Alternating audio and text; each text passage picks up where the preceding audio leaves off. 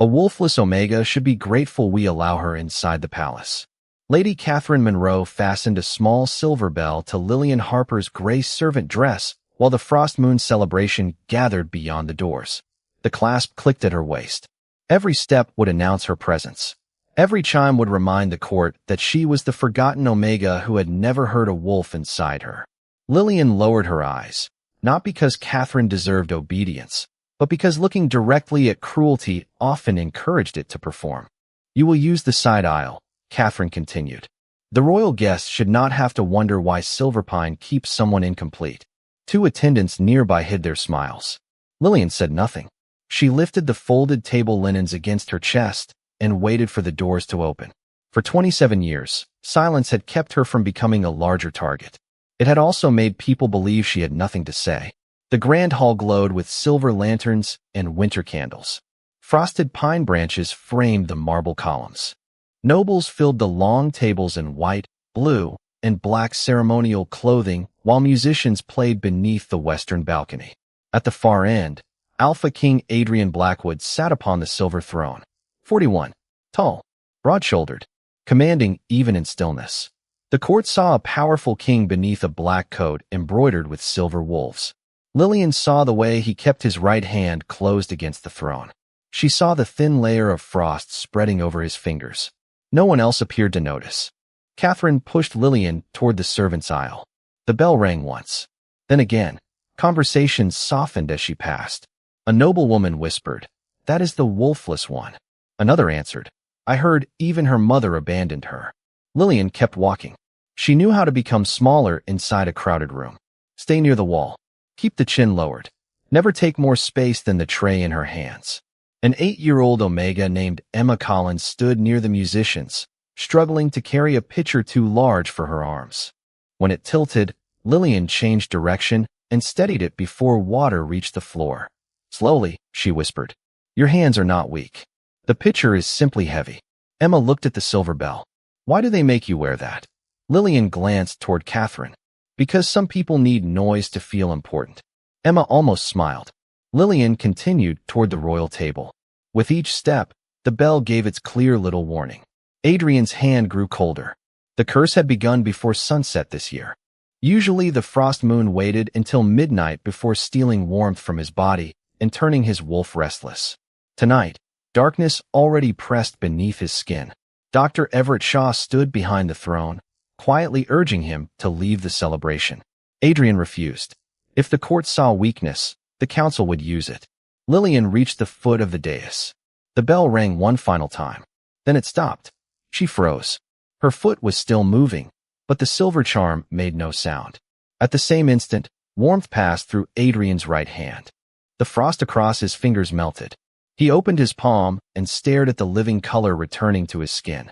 Everett saw it. Catherine saw it. Their expressions changed before either could hide the reaction. Lillian assumed she had broken the bell. She stepped backward. It chimed immediately. She stepped forward again.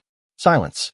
A strange warmth moved beneath her ribs, answering something in the king she did not understand. Adrian rose from the throne. The entire hall quieted. Lillian lowered the linens, certain she was about to be punished for disturbing the ceremony. Catherine hurried toward the dais. "Your Majesty, she is only a servant. I will remove her." Adrian lifted one hand. Catherine stopped. His silver-gray eyes remained on Lillian. Not on the bell. Not on her plain dress. On her. "Come closer," he said. Lillian's heart struck once against her ribs. She approached until only the lowest marble steps separated them. The curse inside Adrian went still. For the first time in 18 years, the shadow of his wolf did not claw against the frost moon. He looked at the woman the palace had trained itself not to see. "What is your name?" he asked. Lillian needed several seconds to understand that the question belonged to her. "Lillian Harper, Your Majesty." Behind her, the silver bell remained silent. Inside the king's closed hand, a mark shaped like a crescent moon began to glow. The crescent mark in Adrian's palm glowed once, then faded beneath his skin. Lillian saw it before he closed his hand. So did Everett Shaw. The healer stepped forward immediately. "Your Majesty, the frost moon is affecting your judgment. You should leave the hall." Adrian did not look away from Lillian. The cold stopped when she approached. A murmur moved through the court. Catherine's face tightened. That is impossible. She has no wolf. Lillian felt every stare turn toward her. The old instinct returned. Lower your head. Apologize. Become smaller before someone decides your existence is an offense. She took one step backward. The silver bell chimed. Frost crept across Adrian's fingers again. He drew a slow breath. Stop. Lillian froze. The bell fell silent. Warmth returned to his hand. The pattern was undeniable. Everett moved between them with a practiced smile. A coincidence caused by the room temperature. Adrian's gaze shifted to the frost-covered windows. The room has not changed. Catherine reached for the bell at Lillian's waist. Then the charm must be enchanted. Lillian stepped away before Catherine could touch her. The movement surprised everyone, including herself. You fastened it to me, she said quietly. Catherine's expression sharpened. Do not speak above your station. Adrian descended the marble steps. The hall seemed to contract around him. He stopped several feet from Lillian, close enough for the curse to quiet, but far enough to leave her room. Who ordered you to wear it? Lillian looked at Catherine. The answer was obvious, but years of surviving the palace had taught her that truth could be punished more severely than lies. Emma stood near the musicians, watching with wide eyes. Lillian remembered what she had told the child. Anything used to shame you does not deserve to define you. Lady Catherine did, she said. The silence that followed was colder than winter. Catherine lifted her chin. It identifies lower servants, so guests are not inconvenienced. Adrian looked at the bell. Remove it. Catherine hesitated. Your Majesty, tradition requires. Remove it. This time, Mrs. Margaret Ellis approached from the servants' line. The elderly housekeeper asked Lillian's permission with a glance. Lillian nodded. Margaret unfastened the silver clasp and placed the bell in Adrian's open palm. It remained completely silent. The crescent mark beneath his skin brightened again. Everett stared at it. We need to examine the object. Adrian closed his fingers around the bell. You will examine nothing until she agrees. Lillian looked up. No one had ever connected her name with the right to agree. The realization unsettled her more than Catherine's cruelty. Adrian turned toward Margaret. Where does Lillian serve? Laundry, storage, and winter linens, Your Majesty. How long has she been in the palace? 17 years. Adrian looked at Lillian again, and no one thought to record her name among the household staff. Margaret's expression carried quiet shame. Her file was marked incomplete after her wolf failed to appear. Catherine spoke quickly. She has no family seal, no pack mark, and no useful ability. The curse beneath Adrian's skin stirred at the word useful. A thin shadow moved across the floor behind him, shaped like a wolf with no visible eyes. Several guests stepped back. Lillian did not. She felt no threat from the shadow, only exhaustion, loneliness, something ancient forced to remain awake for too long. Your wolf is tired, she whispered. Everett's face drained of color. Adrian went still.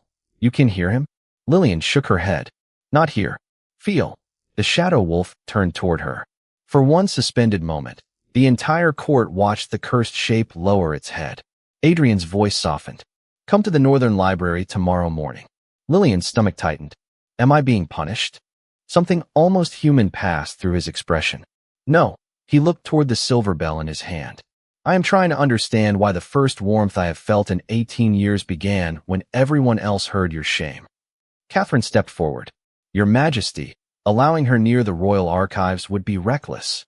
Adrian's authority settled over the hall. Then it is fortunate the decision is mine. Lillian bowed, but before she turned away, Margaret caught her wrist gently. The housekeeper's gaze had fixed on the crescent mark glowing through Adrian's closed hand.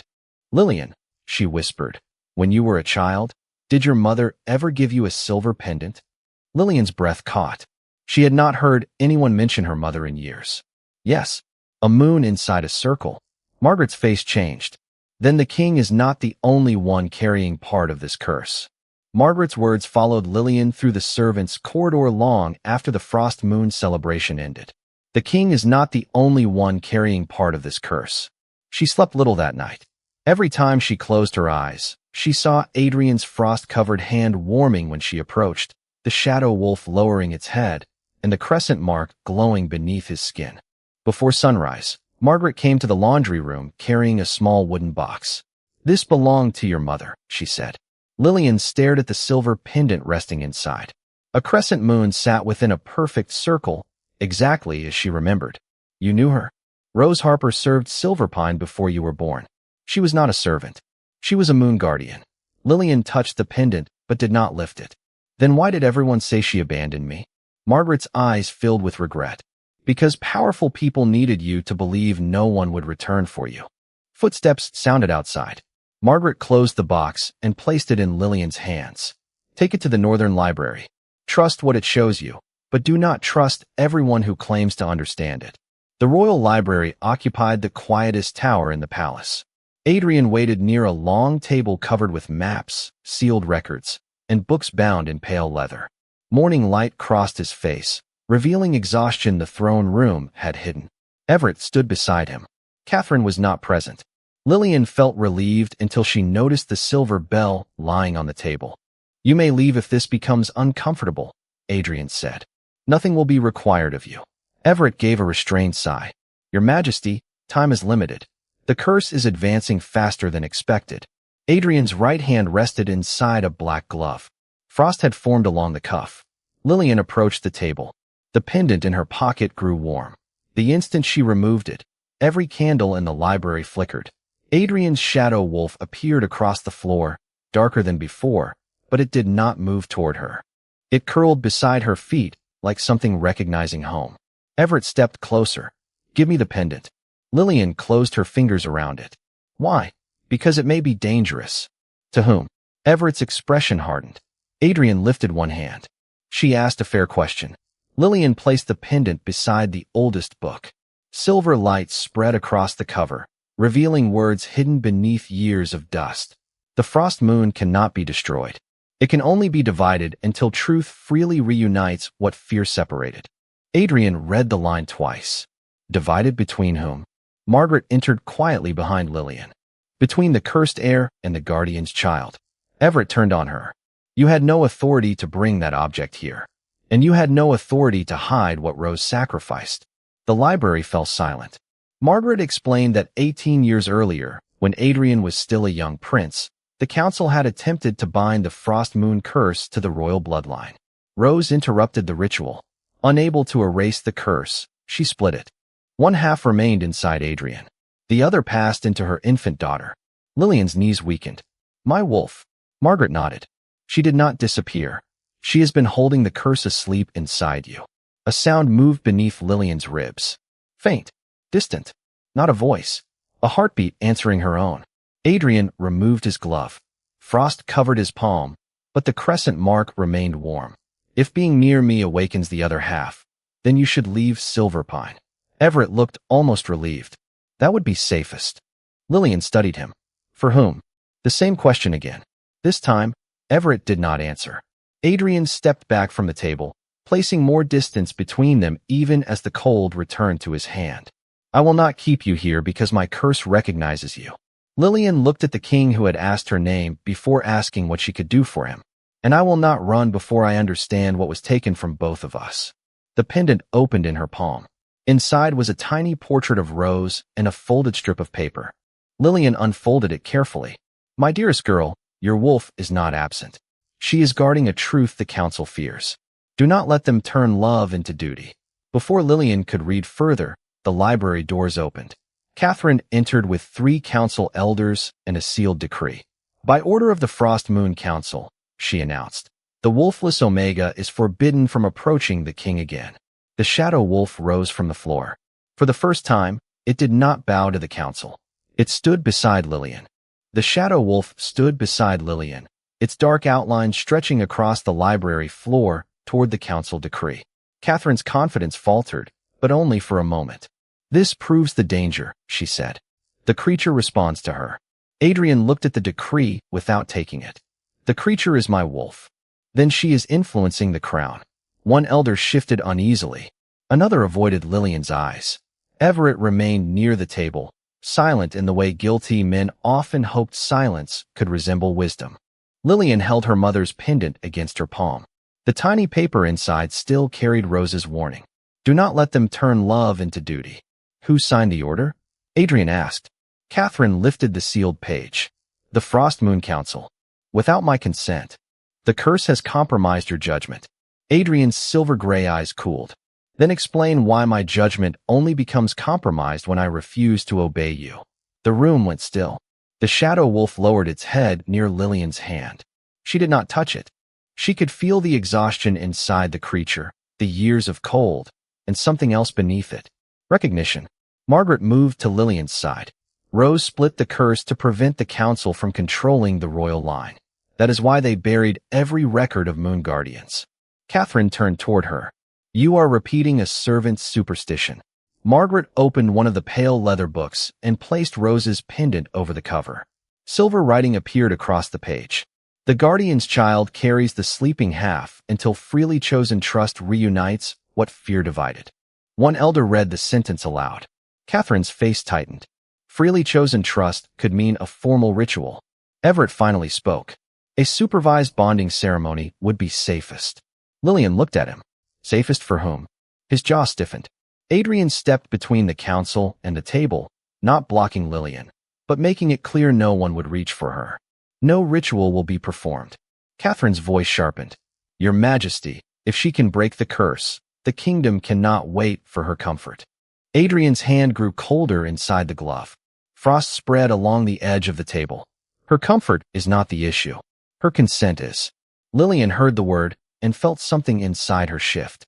For years, people had spoken about her as a burden, a servant, a problem, a missing wolf. No one had ever defended the right she had not known she possessed, the right to choose. Catherine saw the council hesitating and changed direction. Perhaps the Omega is not what she appears. Perhaps she was sent to weaken him. Lillian looked down at the gray dress, the worn shoes, the pendant hidden for 17 years. If I were sent to weaken the king, why did you spend my entire life making sure I never reached him? The question landed harder than accusation. One elder turned toward Everett. Did you know her identity?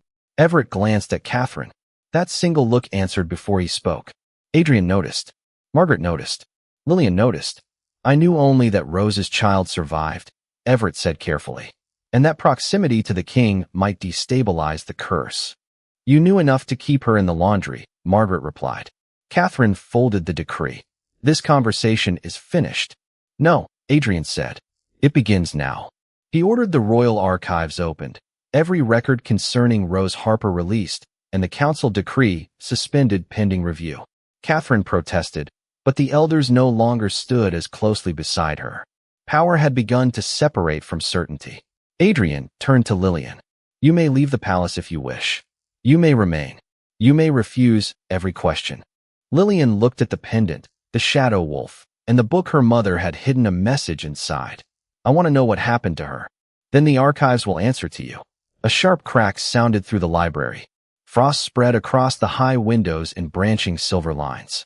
Adrian's knees nearly gave way, but he caught the table before falling. Lillian stepped forward by instinct, then stopped several feet away. May I come closer? He looked at her through the rising cold. Only if you choose to. She crossed the distance.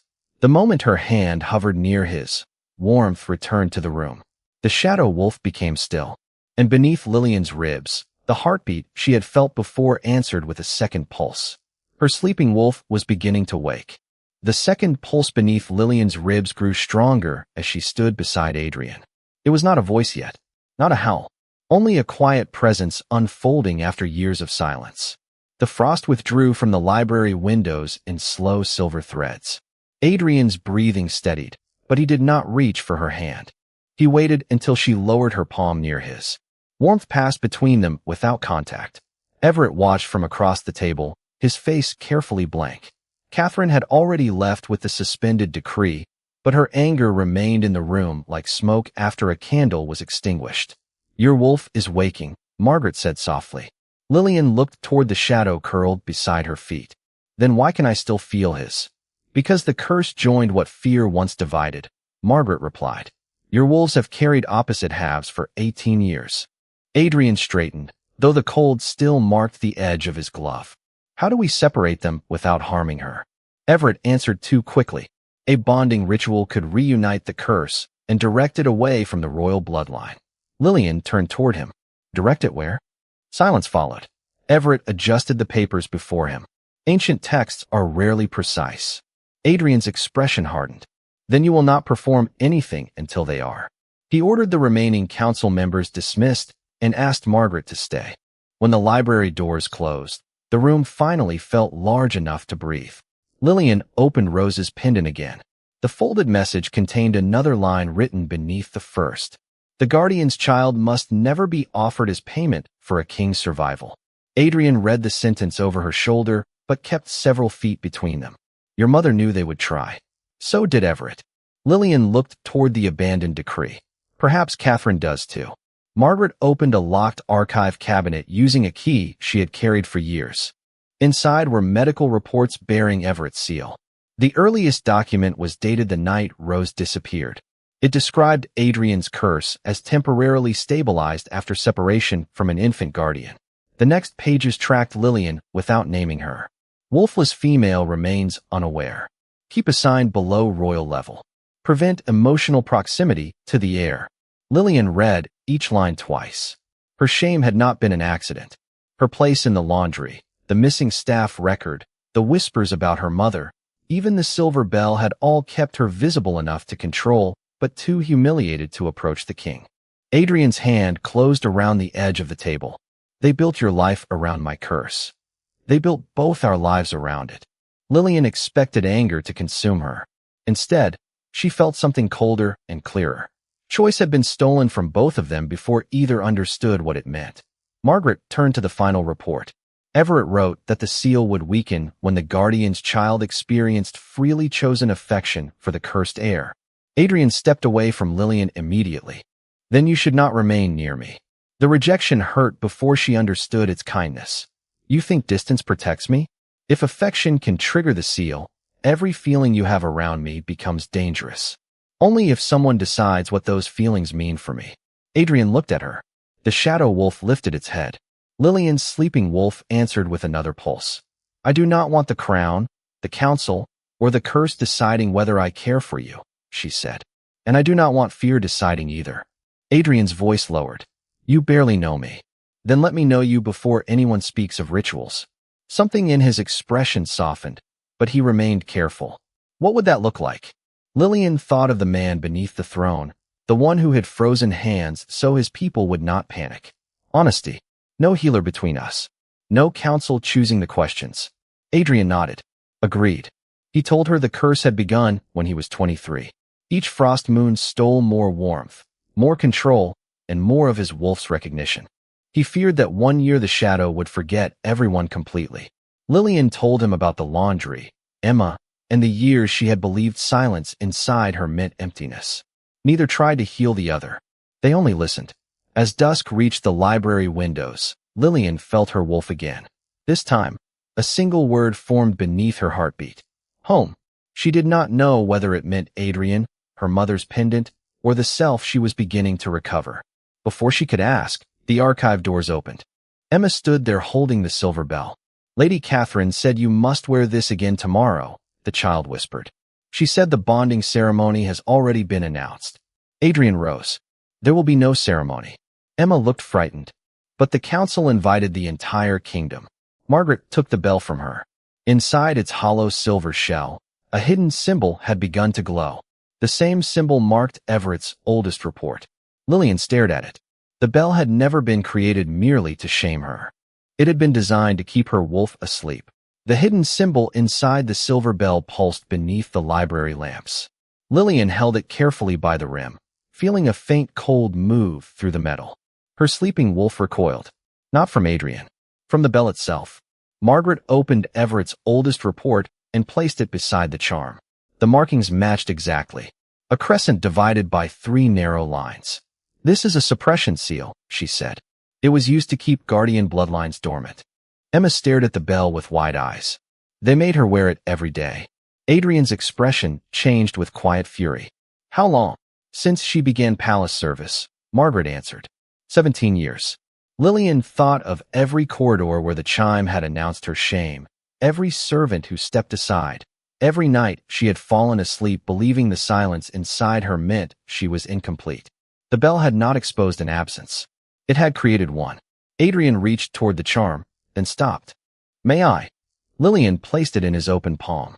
Frost spread across the silver surface, but did not touch his skin.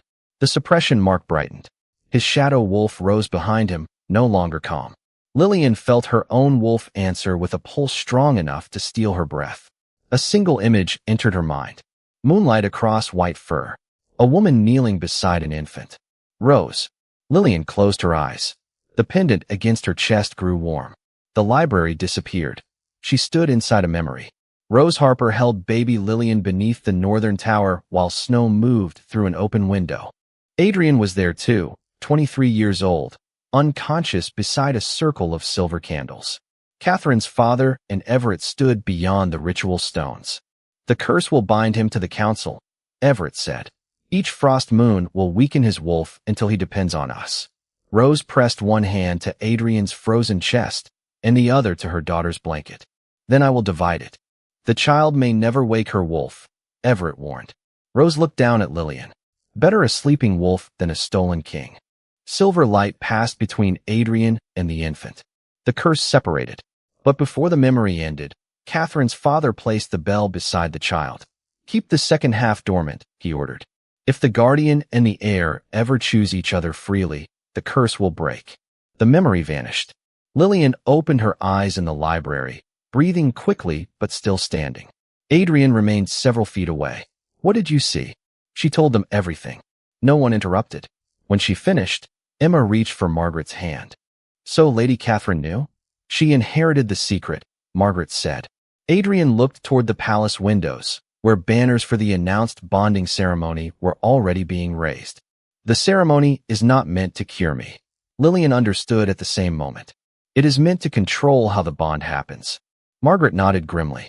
A forced ritual would reunite the curse through fear, not trust. The power would return to the council's seal instead of disappearing. Everett and Catherine had not planned to save Adrian. They planned to make the curse permanent under their authority. Adrian ordered every ceremony preparation stopped and summoned the full council for an open hearing. Before the guards could leave, bells began ringing across the palace. Catherine's voice echoed from the central courtyard, announcing that the king had become compromised by a wolfless servant and that the ritual would proceed for the safety of Silverpine. Adrian moved toward the doors. Lillian caught his sleeve, then released it immediately. Wait. He turned. If they want everyone afraid, walking in angry will help them. The shadow wolf behind him lowered its head. Adrian drew one slow breath. What do you suggest? Lillian looked at the suppression bell in his hand. Bring the evidence. Bring the report. And let them hear what they did. Margaret gathered the archive records. Emma carried Rose's pendant case. Adrian offered Lillian his arm, but she chose to walk beside him without taking it. They crossed the palace toward the courtyard as nobles, servants, and guards filled the galleries. Catherine stood on the public dais with Everett and the Frost Moon Council. The silver ritual circle had already been drawn across the stone. There she is, Catherine declared. The Omega who has placed the crown under enchantment. Every face turned toward Lillian. The old shame rose instinctively. Then her wolf spoke again, clearer than before. Stand. Lillian stepped into the courtyard. You called me wolfless, she said. But you were the ones who spent 17 years making sure she could not wake. Margaret placed the records on the public table. Adrian laid the silver bell beside them. The suppression mark flared so brightly that the entire courtyard saw it. Catherine's confidence broke. Everett moved toward the ritual circle. Begin now, he ordered. Before the seal fails. Adrian stood beside Lillian. She owes me no kiss, no bond, and no sacrifice. The frost moon rose above the palace roof. At once, every silver line in the ritual circle turned black. Catherine stared at the corrupted seal and whispered the truth before she could stop herself. It was not supposed to awaken until tomorrow. The courtyard went silent. Adrian looked at her. Then you knew exactly when the curse would peak. Catherine's admission hung over the courtyard as the frost moon climbed higher. No one moved. The blackened ritual lines stretched across the stone between her and Adrian, no longer resembling protection. They looked like a cage waiting to close. Everett recovered first. Her words were misunderstood, he said. The council prepared for every possible change in the curse. Margaret opened the oldest report and held it beneath the lantern light. Then explain why the exact hour of the peak was recorded 17 years ago. Murmurs rose from the galleries. Catherine turned toward the elders. The king is under the Omega's influence. Remove her before the shadow fully takes him. Adrian's right hand had already begun to freeze. Darkness moved beneath his skin, and the outline of his wolf expanded across the courtyard wall. Several guests stepped back. Lillian remained where she stood. She could feel the curse pulling at both halves now. The cold inside Adrian. The sleeping pressure beneath her own ribs. Her wolf was awake enough to understand the danger, but not yet strong enough to break the seal alone. Everett pointed toward the ritual circle.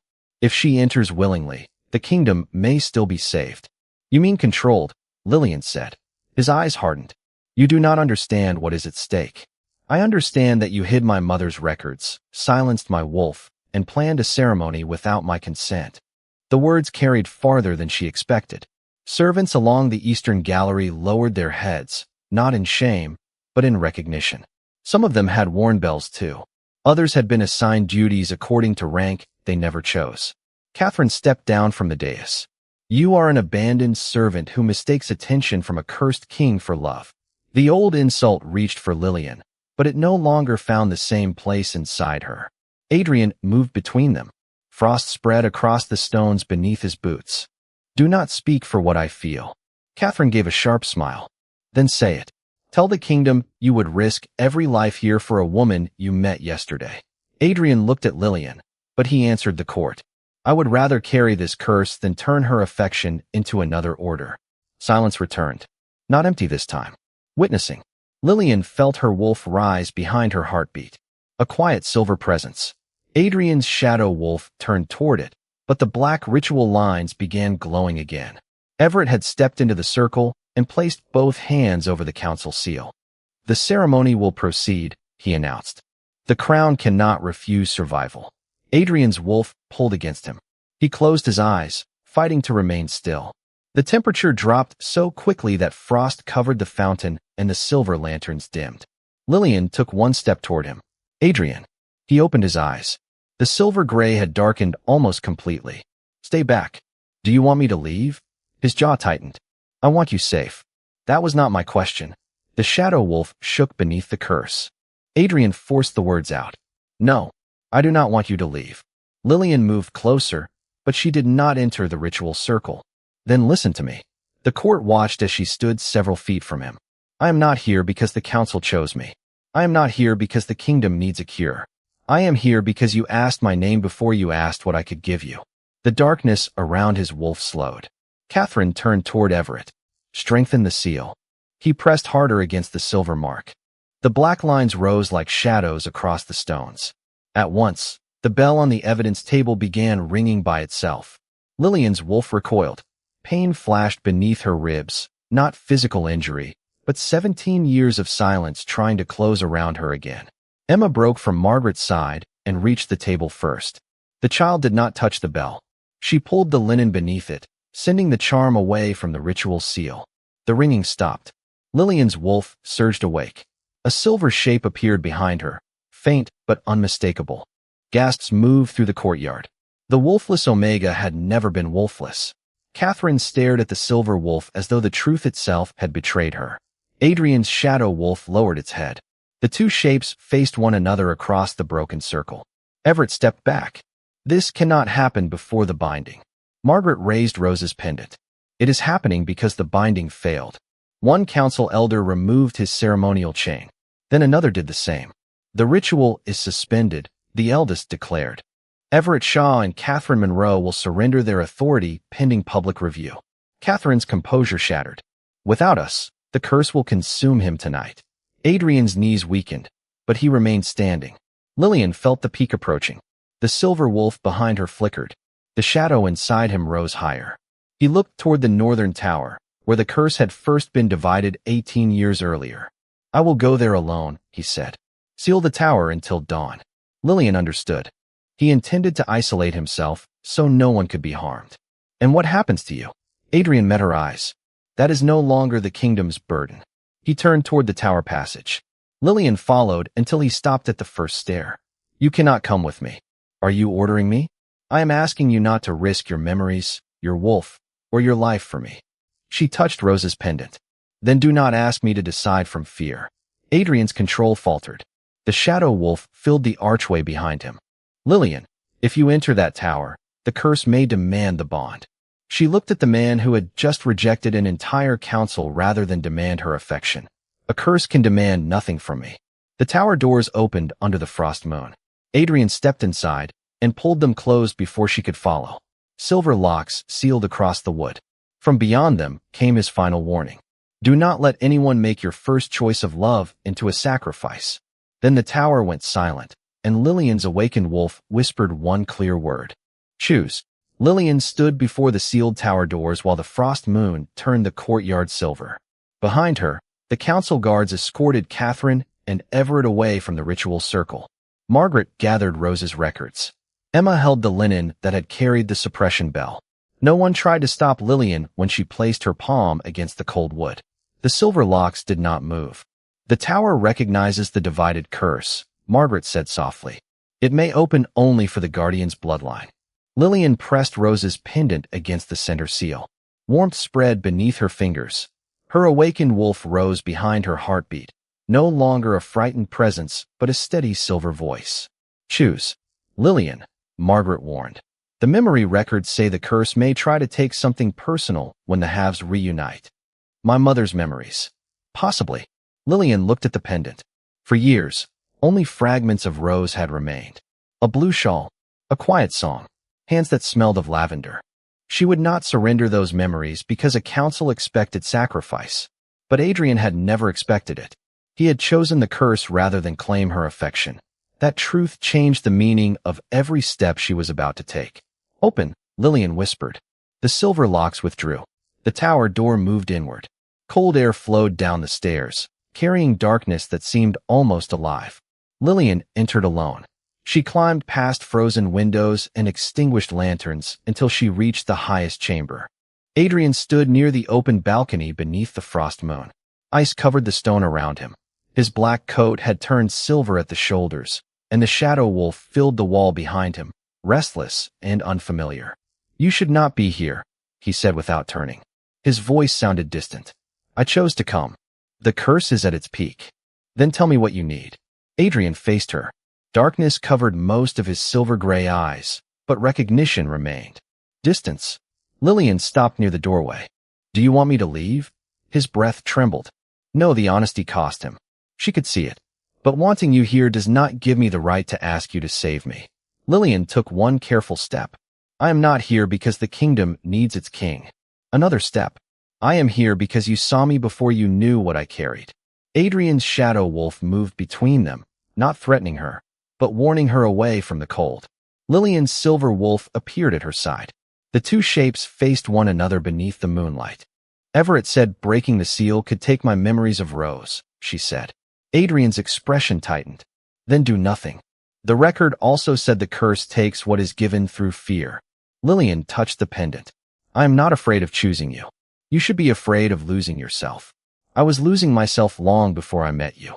She looked at the man who had asked permission before every truth. You are the first person who helped me find my way back. The frost climbed higher across the walls. Adrian gripped the stone railing, fighting the shadow inside him. Lillian, if you come closer, the bond may complete. Only if we both choose it. She waited. Do you want me here? His eyes closed for one moment. When they opened, the darkness had not vanished, but his answer was clear. More than anything. But only if staying is what you want. Lillian crossed the final distance. She raised one hand, but did not touch him. May I? Adrian nodded. She placed her palm against his cold cheek. Warmth moved through her fingers, gentle and immediate. He covered her hand only after she left it there. The shadow wolf lowered its head. Lillian felt her silver wolf step forward inside her, carrying Rose's final message like a promise. Love freely given cannot be used as a chain. Lillian looked into Adrian's eyes. This is my first kiss, she whispered. Then it belongs entirely to you, he said. She leaned closer and pressed a brief, gentle kiss to his lips. The frozen silence broke. Silver light moved through the tower like dawn crossing snow. It passed through Adrian, through Lillian, and through the two wolves standing between them. The shadow lifted from his eyes. Warmth returned to his hands. Lillian's wolf awakened fully with a clear silver howl that echoed across Silverpine. The curse rose above them as a dark crescent, then dissolved into thousands of pale sparks. Lillian searched desperately for Rose's song. One note returned, then another. Every memory remained. Adrian opened his eyes and touched his forehead to hers only after she stayed close. Lillian, I remember her. Relief softened his entire face. Below the tower, every black line in the ritual circle disappeared. The palace bells began ringing without hands, not as a mark of shame, but as an announcement of freedom. Then Rose's pendant opened by itself. Inside, beneath the portrait, a final message appeared in silver letters. My daughter, the curse is broken, but the council's oldest secret is still hidden beneath the throne. Rose's final message remained visible inside the pendant as Lillian and Adrian descended from the Frost Moon Tower. The palace courtyard waited below them in complete silence.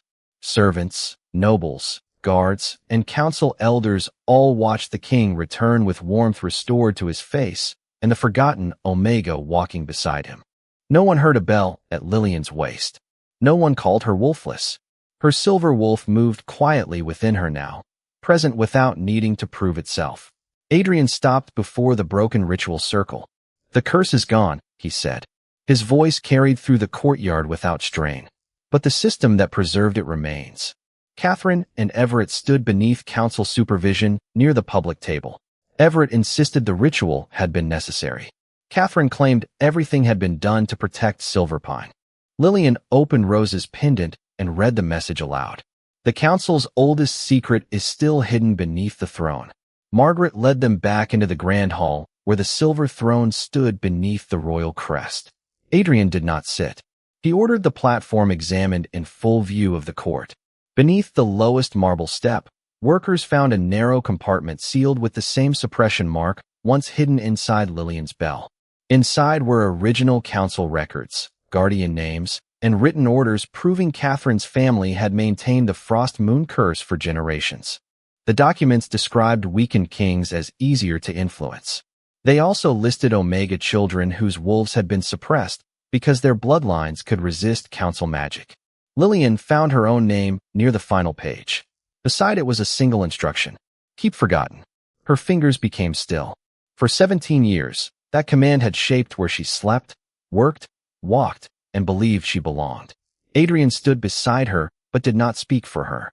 Lillian looked across the hall at servants who had been ranked by birth, children taught to fear late awakening, and Omegas trained to mistake obedience for gratitude. They did not forget me, she said. They remembered exactly what I could become and built my shame to prevent it. One elder removed his ceremonial chain. Others followed. The court voted to suspend Catherine and Everett from every position pending formal judgment. The old Frost Moon Council was dissolved. Its sealed records were opened to the public. Adrian then announced 3 new royal laws. No Omega would be judged by the timing or strength of a wolf's awakening. No mate bond would create ownership, rank, or obligation. No ritual involving affection, memory, or magic could proceed without clear consent from every person involved. The hall listened differently now, not because a king had defeated a curse, but because the people who had lived beneath silence finally heard it named. Adrian turned toward Lillian before the throne. The crown would be honored if you became Luna of Silverpine. Catherine's old supporters looked up sharply. Others waited for Lillian to accept the reward they believed should complete the story. She did not answer immediately. I choose you, she said to Adrian. But I will not accept the title before I know who I am without anyone assigning me a place. Adrian's expression softened. Then choose your place first. Lillian did. Within months, she opened the House of the Forgotten Moon in the palace's unused western wing. The silver bell was placed above its entrance, not to announce shame, but to remind every visitor what happened when cruelty disguised itself as tradition. Emma became its first student. Children with silent wolves, late wolves, frightened wolves, or no awakened wolves at all found shelter there. Margaret preserved the guardian records. Adrian funded the house, but never controlled it. Catherine and Everett faced a public hearing based on the documents they had hidden. Their influence ended through evidence, testimony, and law. Lillian learned the full song Rose had once sung to her. She learned that her silver wolf was gentle, watchful, and stronger when protecting rather than dominating. She also learned Adrian outside the throne room. He liked quiet breakfasts, old maps, and walking through snow before the palace woke. Their bond grew through questions answered honestly and permissions respected without resentment.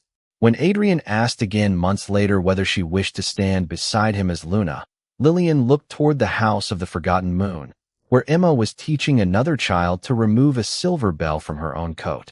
Yes, Lillian said. This time, the word carried no duty, only choice. Her first kiss had broken the king's curse, but his gentleness had broken the shame inside her. And when Lillian took her place beside Adrian, Silverpine did not remember her because she had saved a king. It remembered her because she taught an entire kingdom that love could never be commanded, and no quiet soul was ever truly without worth.